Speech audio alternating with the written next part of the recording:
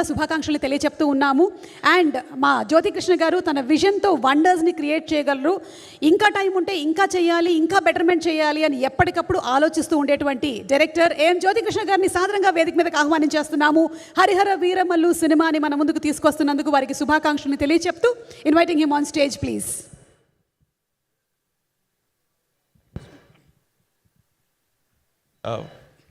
Press and media and social media అందరికీ నమస్కారం అండి.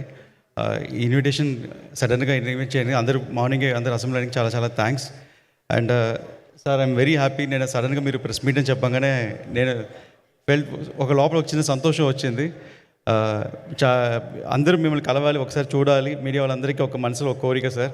అండ్ ఆ కోరిక ఈరోజు నెరవేరింది. Very happy about that sir. And movie గురించి వస్తే లైక్ ఆల్రెడీ మూవీకి హెవీ వర్క్, విఎఫ్ఎక్స్ వర్క్ జరుగుతుంది అని సార్ చెప్పారు. అండ్ నిన్న నైట్ కూడా ఫైనల్ మిక్స్ జరుగుతూ ఉండేది ఒక రీలు. అండ్ నాకు ఎస్టిమేషన్ ఉండేది ఒక రీల్కి ఒక 2 hours అవుతుంది, 3 years అవుతుందని. కానీ ఒక రీల్ ఒక 12 hours దాకా లాగుతూ వెళ్తుంది. ఇంత హెవీ వర్క్ ఉంది అనేది. బికాస్ దాంట్లో ఒక ఫైట్ ఉంది, ఒక సార్ డిజైన్ చేసిన ఫైట్, పవన్ సార్ డిజైన్ చేసిన ఫైట్. దగ్గర ఆ ఫైట్ ఒక 18-20 minutes ఎపిసోడ్ ఉంటుంది.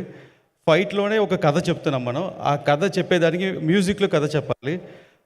దానికి ఒక బ్యాక్గ్రౌండ్ స్కోర్ చేసేదానికి కిరవాణి సార్కి ఆల్మోస్ట్ ఒక 10 days పట్టింది. ఆ ఒక్క సీక్వెన్స్కే మాకు బ్యాక్గ్రౌండ్ స్కోర్ చేసిన దాన్ని మళ్ళీ ఫైనల్ మిక్స్లో తీసుకుని వచ్చేటప్పుడు దానికి ఒక 8 hours పట్టింది.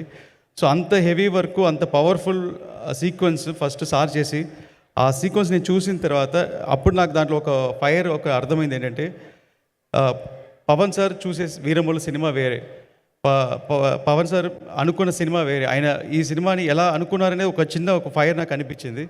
ఆ ఫైర్లోనే డిజైన్ చేసింది బ్యాటిల్ ఫర్ ధర్మ అని ఒక కోడ్తో సినిమా అనుకొని స్టార్ట్ చేశాము.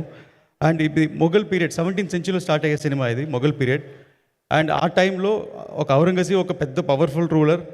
అండ్ మన లాంగెస్ట్ రూలర్, ఒక 55 years ఒక ఇండియన్ రూల్ చేసిన రూలర్కి, అంత రూలర్కి ఒక హరిహర వీరమల్లు అనే ఫిక్షనల్ క్యారెక్టర్కి ఒక జరిగే ఒక వార్ లాంటి ఫిలిం ఇది. సో ఈ ఎపిసోడ్లో ఇంత పవర్ఫుల్ క్యారెక్టర్ డిజైన్ చేసిన దానికి నాకు వర్కింగ్ ఆపర్చునిటీ దొరికింది. పవన్ సార్ నేను చాలా థ్యాంక్స్ చెప్తున్నాను sir.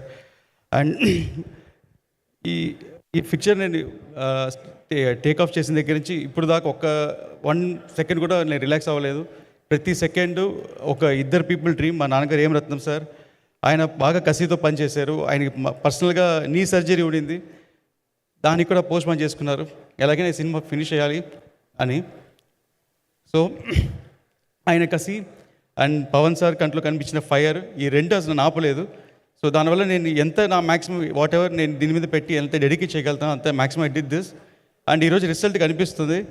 And for example Manoj సార్ని నైట్ 3-4 దాకా కూర్చోబెట్టింది నేను. ఆయన కంట్లో మీకు చూస్తే కనిపిస్తుంది. గ్లెండన్ అందరికి ఎవరిని ఎదుర్కొని ఆల్మోస్ట్ ఒక 10 days 15 daysగా.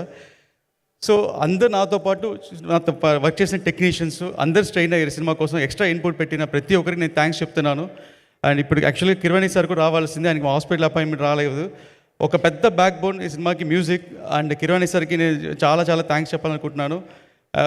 నన్ను ఎలా భావించారు తెలియలా, ఈ కొంతనాళ్ళు వర్క్ చేసిన బాగా క్లోజ్ అయిపోయాం.